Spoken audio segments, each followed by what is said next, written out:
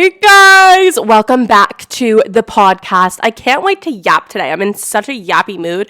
I'm honestly kind of sweating though because I have windows in my room and I'm wearing a hoodie and it's like 80 degrees outside. So that's something. But anyway, welcome back to the pod. Welcome to Real Talk, where we yap. Yeah, we are gonna talk through a lot of juicy topics today, and I'm really excited. I had you guys submit like specific life scenarios, so we're gonna go a lot more into kind of like a therapy session, and I kind of want to call this something, you know, because it's like it's like a different segment because we're really going deep. So let me know if we have a segment name, you know, because I'm Niki. This is called Real Talk, and we're getting deep, and it's like therapy. So maybe there's something like a pun we can do that's kind of funny. Like, I don't know. Anyway, let me know if you guys have a segment name, but today that's what we're doing, and I'm really excited because I really want to get some like juicy tea from you guys because honestly, my life is so boring. My life is so dry right now. Like, if you texted me, or if you Snapchatted me, you would become my number one best friend on Snap. Like, my phone is so dry. And I kind of love it. I mean, it is peaceful. It's like living in your own vibe. Oh my gosh, I'm sweating. I'm literally sweating. Anyway, I have to get through this whole episode like this because I don't know if the AC's on right now, but I can't go check. Anyway, y'all, this is real life. If I get really glowy during the end of this episode, just know that it's my glowy, beautiful, perfect skin and not oil. Duh. Anyway. My bevo of choice today, we have two. Number one, we have my knockoff Stanley cup filled with warm lemon honey water. This is probably going to make me sweat more, but it is so good for your throat. And guys, I have been, do I have a debrief for you guys? Oh, the things I've done in the past week are really bad. So guys, I'm going to tell you why I'm drinking this warm lemon honey water, okay? And you're going to be like, what the hell? So basically, guys, I live in LA. I live in Los Angeles, California, which live in the dream, love it here. But one thing that I don't love is the beach issue. Because I'm always like, why has no one ever swam in the LA oceans? Like, no one ever swims there, blah, blah. I go to the LA beaches the other day with my friends, and I did it twice last week, so there's that. I go to the LA beaches twice last week, and I'm like, let's unwind, let's get swifty, what did I just say? Anyway, I was like, let's relax and enjoy the summer, you know, because summer's starting, hot girl summer. So I go to the beach, and I'm like having a fun day. The first time I went was Marina Del Rey. And I was like super excited, and I go and I'm swimming in the water, having a good time, flopping around, doing great. Obviously, if I was in like Santa Monica or Venice, I wouldn't have gone in the water. But I wasn't really using my brain because I was like, it's fine. We're in Marina Del Rey, which if you don't know LA, guys, Marina Del Rey is the next town over. And Santa Monica and Venice are known for having like disgusting water. And you're not really supposed to go in the water. Anyway, I was like, haha, I'm safe. So I was flopping around in the water. I get an advisory on my phone when we get back.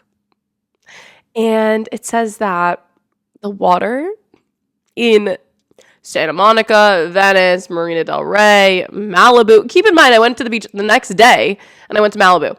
So all of these beaches had this advisory out that there was a contamination with the sewage lines. The sewage lines. I swam in contaminated sewage ocean water. Thought nothing of it. Did it for 2 days straight. Came back so ill. We're back. My recording stopped. Anyway, contaminated sewage ocean water is what I was swimming in, and that's what I was doing. And I saw these videos on TikTok of the water in Santa Monica, and it was literally brown. It was brown. And I saw it the other day. I saw Venice and Santa Monica were gross. But I swam in the next town over for 2 days. So I come home. I'm profusely like ready to vomit. I didn't vomit, but I was standing over my toilet for like an hour. And guys, I haven't felt the need to vomit in years. I'm so scared of vomiting. But I literally stood over my toilet and I was like ready to throw up. I was like trying to gag. I had the Sterniola triplets on and for comfort. And I was just like going through it, like just sitting there ready to vomit. So ready. Never vomited. Good thing is we never vomited, but I had body shakes, body aches, and I needed to vomit. And I was like looking up symptoms of swimming in contaminated water, and that's literally them. It was like body shakes, body aching, vomiting. I was like, oh gosh, we did that. And then right after, I think I got a cold because I've been sick for over a week now, and they've been two different symptoms completely. So now I think I just have a cold, which I'm getting over, thank God. But it's been a whole journey of being ill. So always cherish your health, guys. And lately, okay, so because of this, low-key the romanticizing in my life and main character side of all this is that I've been getting into my health journey. Okay, not really, but like kind of. The other day I went to Creation. I got a green juice and soup. And I was like, wait, it's not that hard to eat healthy. Like sometimes a green juice does slap. So I'm kind of entering my health journey because I was like, wait, this is kind of fun. I really like green juice. You know, especially the ones with the ginger and the cayenne that like really cut through your stomach. I love that crap. It feels like it's detoxifying me. And like, let me have it, okay? I want that to burn through my whole system. If my smoothie isn't burning through my system, like I don't want it, you know? So that was really fun for me. And oh my gosh, the guy at Creation was so cute. He was like, take a cup of soup on the house. And I was like, oh, Papa, you're so cute.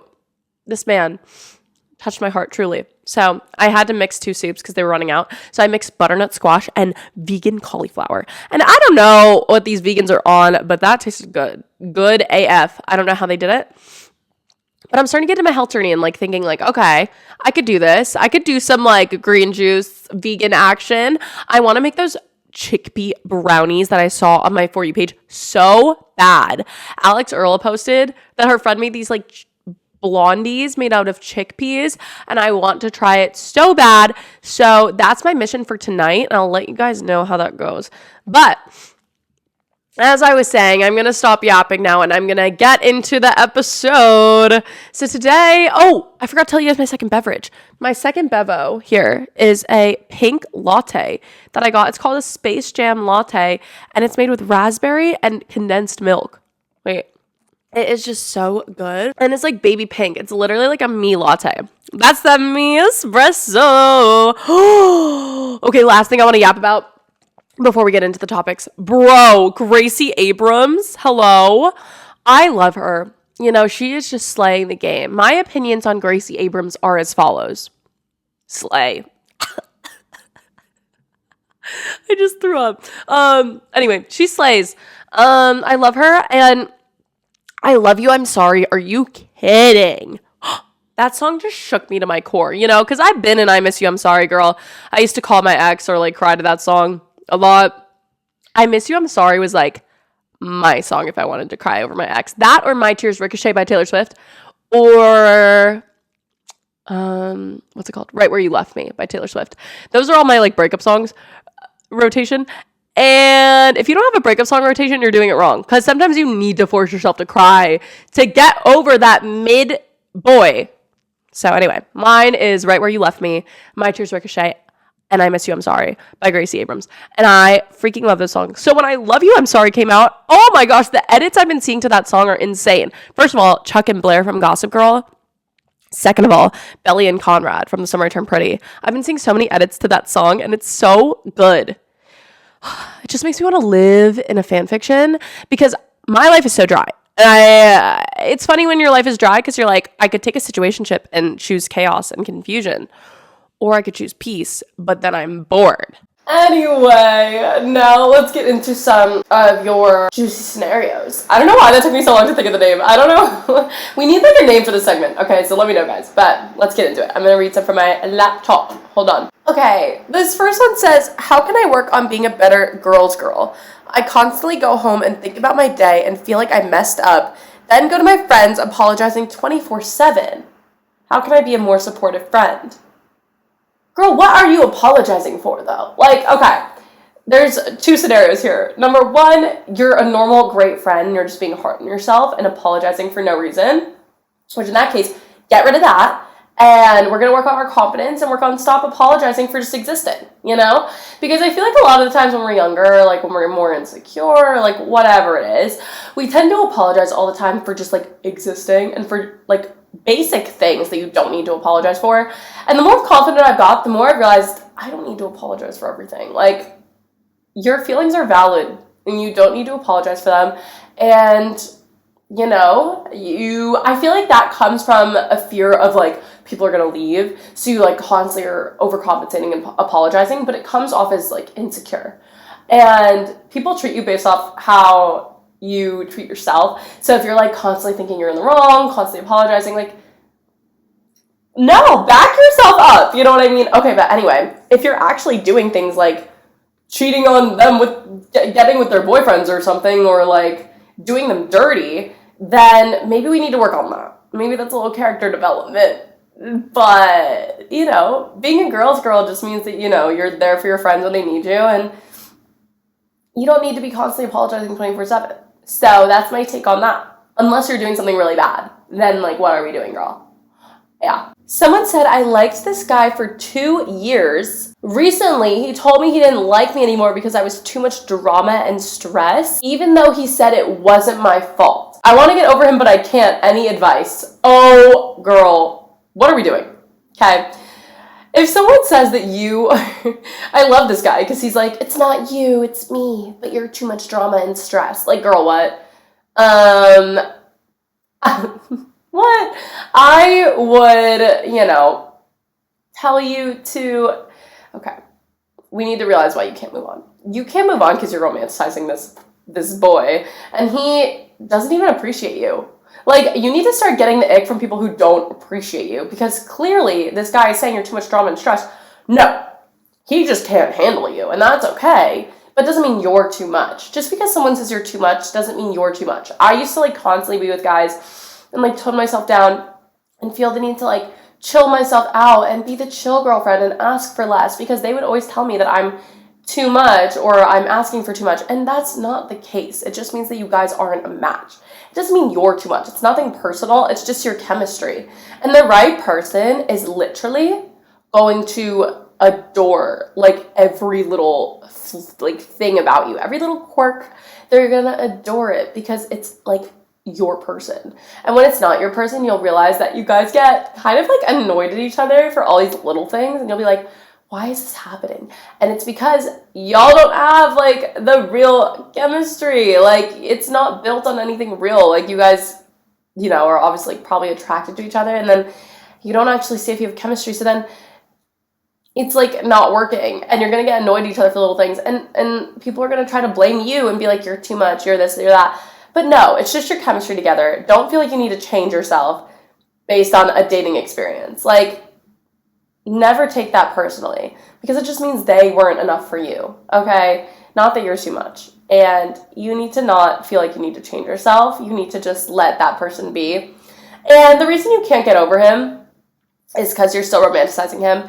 And you're like, oh my gosh, like, he's so cute, blah, blah, blah. But, like, he's literally telling you you are too much drama and stress when you were probably asking for the bare minimum. So, girl, that is not attractive. We don't need to romanticize that. And we can throw him in the trash, right? Like, we can move on. Because the right person would never tell you that you're too much. And that's an ick. That's literally an ick that he thinks that you're too much because you're perfect. Duh. Anyway, moving on. Oh, someone just said, oh my gosh, first of all, you're amazing. Second, you helped me so much with body confidence and insecurities and all of that. Even my first breakup. Thank you so much. Oh my gosh, I'm gonna cry. I just needed to read that out loud because I'm having a moment. I love you guys so much. Like, I am so grateful for this, like, little space we have where we hang out together. And I love the podcast. It's really grown into something that I'm, like, so in love with, and I, like, love doing it. Like, I look forward to this all the time because it's, like, therapy for me, and then it's also, like, I feel like the people that watch the podcast, like, y'all are the real fam, because you guys know way too much about my life. But also, like, you guys are the only ones that know that I swam in sewage water. You know what I mean? Like, the podcast ones are the real ones. And I love you guys for that. I love you guys for that. Oh my gosh. Someone said, please make a video on how to French kiss, as I have to, and if I'm gonna read this in the voice that I think this is in. Please, please, please make a video on how to French kiss. I have to in a few days, definitely, and I have no idea how. I remember being like in high school and wondering how to French kiss because I literally had no idea because no one really teaches you these things, guys. And I literally had no idea how to French kiss when I was in high school. So I'm not gonna make a video on French kiss because that's not what we're gonna do here. But don't overthink it. Also, you don't have to French kiss. French kissing when you're young and you're like doing it for the first time, overrated, girl. What is the point? Y'all both don't know what you're doing, so don't be hard on yourself. But also, less is more. Less is more. I feel like the problem with kissing and like the strategy behind it is that y'all be doing too much. Okay? Y'all just be doing too much. And it's usually bad if one of the people is doing too much. Okay, so just like less is more. So yeah, I think you guys should just not, but if you are gonna, less is more. Less is more. Don't be doing too much. There's YouTube videos on this. But yeah, that is my tips. Oh my gosh. How do I figure out my life and deal with watching other people get everything I want? Not certain items, but attention and recognition that you wish you had. Now I'm thinking I don't deserve it. Girl, this is a common theme in life. Okay, this is never gonna go away. This is like comparison. And this is in your life. This starts when you're like a teenager, but it goes for forever. Comparison will always kill you. And I know it's hard because I am chronically a comparative, I'm not a comparison person, but it is a natural thing. Like, I'm not competitive, but it's a natural thing to compare where you're at when you're hard on yourself to everyone around you and think that you're not enough. But the truth is you are enough. It's just really easy to be hard on yourself. And like, how could you not? Especially with like social media nowadays, we're constantly looking at other people's lives. And like, when you're sitting and scrolling on your phone, doom scrolling in the middle of the night and it's the winter and you're pale and you feel insecure and blah, blah, blah, blah, blah. You're always going to come across some tan-toned person in Bali. Like, that's how social media works nowadays. So I feel like comparison's even worse than it used to be. But let's just talk about friends for a second, because I feel like this is what this question was talking about. Comparison with, like, people in your life getting things that you really want. You will never have your moment if you're not happy for the people around you. I mean, that's something that I learned a few years ago. Like, I used to be constantly like, I was never competitive, but I did go through this era where I was like comparing myself, especially after COVID, when I was on social media all the time. And also, like, that's when I started my social media journey. So I would constantly compare my page to other people's. It will always destroy you because there's always going to be someone doing better than you, and there's always going to be people doing worse. You have to like take everything that you have as a win. Like, be proud of yourself for the things that you do accomplish, because it's not easy. And there's always going to be people who have it more figured out than you, who have accomplished more, and that's just a fact of life. So if you're constantly looking for people like that to compare yourself to, you'll never be happy. Like, it's so toxic, that mindset of looking around and seeing what other people have that you don't. You will never be happy. You'll always be chasing the next thing. And what you need to be doing is just like realizing that you should be proud of how far you've come.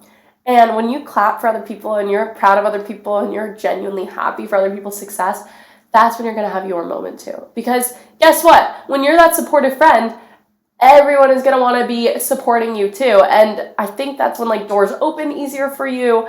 And also just being a genuine human with a genuine energy and genuine happiness for other humans when they do good, it brings in this power of like manifesting what you want. I always feel like I have the best luck, I am in the best flow. I get everything I want, and I feel so lucky in the times where I'm genuinely happy and radiating. Like, I want everyone else to be happy too.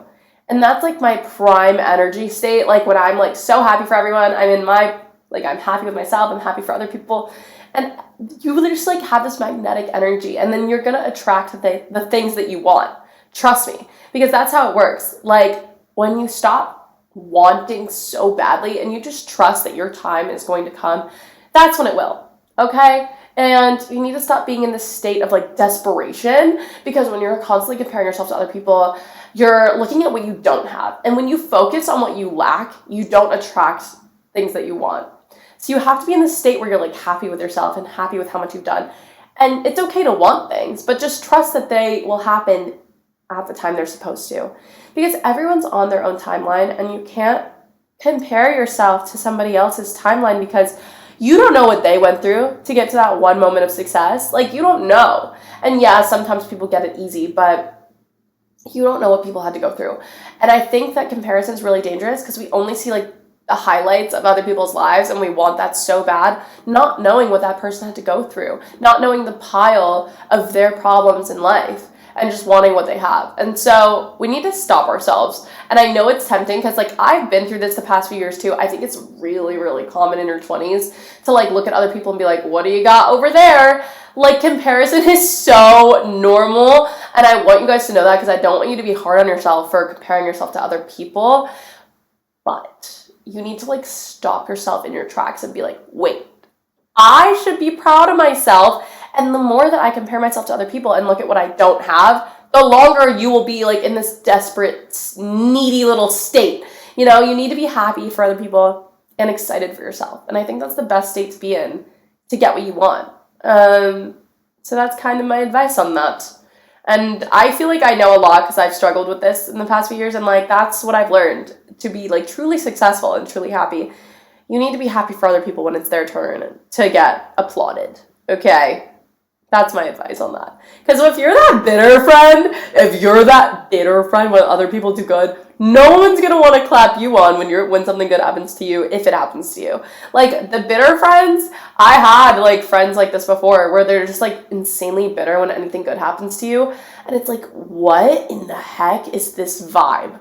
Like, girl, why do you hate me all of a sudden? Like, it was like whenever anything good would happen, they'd be like, oh, okay, cool. It's like, what? And you know that they're like low-key mad. It's just like, you don't want to be that friend. No one wants to be that friend. So yeah, just applaud other people, and then it'll come back full circle. Okay, Karma is the cat purring in my lap because it loves me. Yeah, that's my advice. Let's look for another question. Ooh, someone said, my friend has been saying mean things behind my back. Wait. My friend has been saying mean things behind my friend's back around me, but she says she's just letting out her feelings and not trying to be mean. Is she being toxic? This is a great question, okay? Because there's a difference. There is a true difference between talking about your feelings and, you know, talking to a friend and whatever, talking about other people and talking about your feelings, and talking crap, okay? Talking ish about other people. Because here's the thing. Are other people going to come up in your conversations with people and your friends? Naturally, yes. But if the intention, when you guys are talking about someone, you can tell someone's intention is kind of trying to bring them down, trying to talk bad about them, that's when it turns into like talking crap, and you can kind of be like, hey, let's talk about something else, pivot the conversation. Because there's a difference. I think you can just tell based on what they're saying about the other person. Like, if it's genuinely like concerned, like if they're concerned for for your friend for some reason and they're talking to you about it, say, oh my gosh, maybe you should bring this up to them and see how they feel. You know, like, I would kind of push that person to go talk to the other friend, because you don't want to be caught in the middle of some drama, okay? So maybe urge that person, hey, oh my gosh, have you talked to them about this? Like, maybe they'd want to know how you feel. That's a great way to like get the blame off you and get them to stop talking crap to you. If someone is, just be like, oh, have you brought this up to them? Because it's really easy to get caught when someone's talking crap about a friend to you. It's like awkward. So I would just, urge them to talk to the person directly. And if they're not really getting the hint, like, it depends on their inflection. Like, are they really trying to talk about, false rumors? Are they just like saying stuff just to say stuff? Are they like, making fun of them? Like, what is the vibe? Because if it's actually like concern for the other person, I'd be like, oh my gosh, you should talk to them about it. And if it's not, I'd be like, oh, I don't know about all that, and then maybe remove yourself from the situation, because I think it really depends. There is naturally going to be points where you're talking about other people, but there's a way to talk about other people, which is out of concern and love. And then there's a way to talk about your friends where it's like, I am just trying to talk crap because I'm insecure and sad with my life. There's a difference. So just see which one they're really doing. I think that's really important, is like, what is their intention when they're talking to you? That's my advice on that. But yeah, if they're just trying to be mean, it is a little toxic, and I would probably not be friends with that person, because if they're talking bad about somebody else to you, they are probably talking bad about you to other people. And that is a very important lesson to learn. If someone's like talking to you and they're like, oh my gosh, I trust you, and like, I just want to talk to you about so-and-so because blah, blah, blah, blah, and they're talking crap about someone, they're probably doing the same exact thing about you to somebody else. So yeah, people that are toxic are just toxic to everybody. And you're not excluded from that. If you have a friend that's like being toxic, but you're like, oh, but they're nice to me, they're probably not behind your back. So yeah, let's move on. Someone said, my BFF started dating the person I've liked for 5 months, and she's being really toxic lately. What do I do? Yes, she knows I like him. This kind of happened to me. I mean, not really exactly like this, but I had a scenario where I told my friend about a guy I liked and they ended up dating, which is like hilarious. Like, honestly, I have a great outlook for you guys on this. And here it is, because I've been through this. You do not need to be pressed about these types of issues, okay? If your friend knows that you like somebody and they actively try to pursue that person, they're a little sleazy. They're a little sleazy for that. And you know what we do? We can remove ourselves from that friendship, because are they looking out for you? No. And not even that we're pressed about the guy per se, because it's never about a guy. It's never that deep. But the thing is, if someone's willing to cross you in that way, where they're like, oh, you like this guy? Let me go for him. What else are they willing to do? And that's where that crosses my mind, where I'm like, you're just not a good friend in general. So yeah, that's where I would remove myself from the friendship. But about the guy, let's talk about it. Because I know it's easy to get pressed when you have a crush and you get protective. I know it's easy to be like, what are you doing? Why are you talking to him? But girl, let me just tell you, it's never worth it.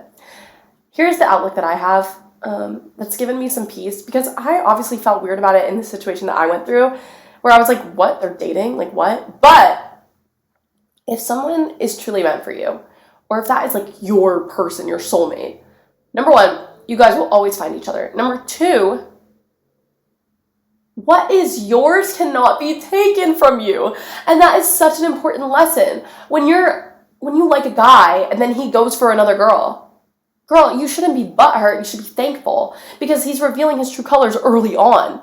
And then you don't have to deal with him and his BS for the rest of your life. Like, imagine if you ended up with him and then he's just the type to like wrong you. And now you know ahead of time and you can avoid him altogether. So honestly, I'd say thank you for opening your eyes in that situation. But as for the friend, I'd be more hurt about the friend than the guy.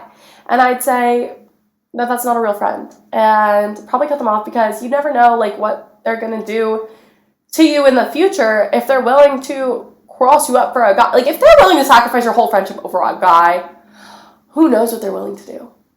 Those people are capable of anything. They're evil, and it's okay. We can cut them out of our lives, and you don't have to feel bad for that either. Like, someone like that might guilt you and be like, well, you're ruining our whole friendship over this guy. No, girl, I'm ruining our friendship. You chose a guy over our friendship, and then we don't need to talk anymore, because I don't know what your intentions are like moving forward, and I only want to surround myself with people that have my back. And that's what you can say.